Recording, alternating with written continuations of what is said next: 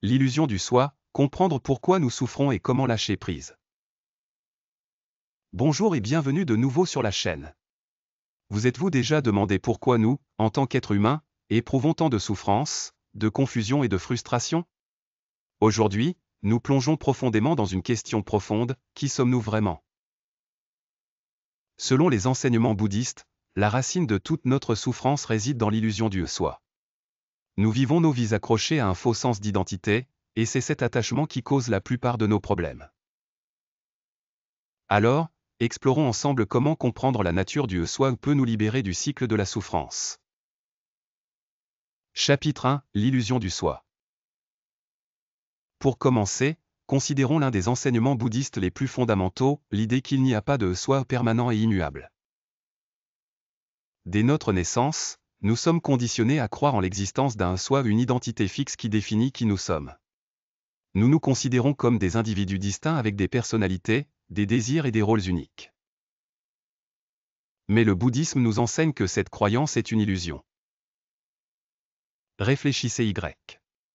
Lorsque vous vous observez profondément, vous remarquez que vos pensées, vos sentiments et vos expériences changent constamment. Vous pouvez vous sentir heureux un moment et triste le suivant. Vos désirs et vos peurs évoluent avec le temps. Même votre corps change, vieillissant et évoluant au fil des ans. Alors, si tout en vous est en constante évolution, comment peut-il y avoir un soi fixe? Le bouddhisme appelle cette illusion Atman, ou le faux sens d'une âme permanente. La véritable nature de qui nous sommes change constamment, tout comme tout le reste dans l'univers. Chapitre 2 – Pourquoi souffrons-nous? Si le soi est une illusion, pourquoi ressentons-nous encore de la douleur, de l'anxiété et de la frustration? La réponse réside dans notre attachement à ce faux soi. Nous souffrons parce que nous croyons qu'il y a quelque chose de solide et de permanent en nous.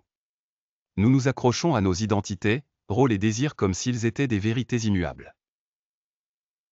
Cet attachement à un sens fixe du soi crée des conflits et de l'insatisfaction parce qu'au fond, nous savons que le changement est inévitable. Pourtant, nous y résistons. Cette résistance au changement est au cœur de la souffrance.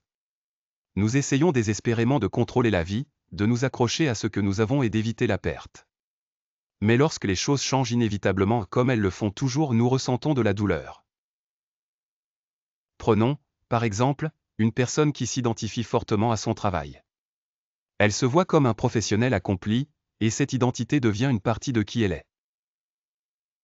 Lorsqu'elle perd son emploi ou prend sa retraite, elle peut ressentir un profond sentiment de perte et de confusion, non seulement à propos de sa carrière, mais aussi de qui elle est en tant que personne. Cet attachement à l'idée d'une carrière réussie cause de la douleur, car il est lié à une fausse croyance que le soi peut rester constant. Chapitre 3 – Lâcher prise du faux soi. Alors, comment lâchons-nous cette illusion du soi et nous libérons-nous de la souffrance? La réponse réside dans l'acceptation de l'impermanence et la pratique de la pleine conscience. Le bouddhisme nous enseigne à observer nos pensées et émotions sans attachement.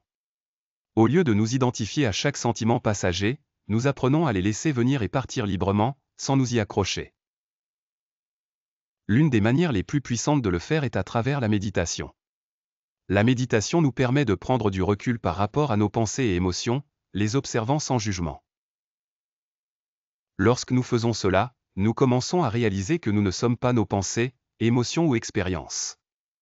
Nous sommes l'observateur, la conscience derrière tout cela.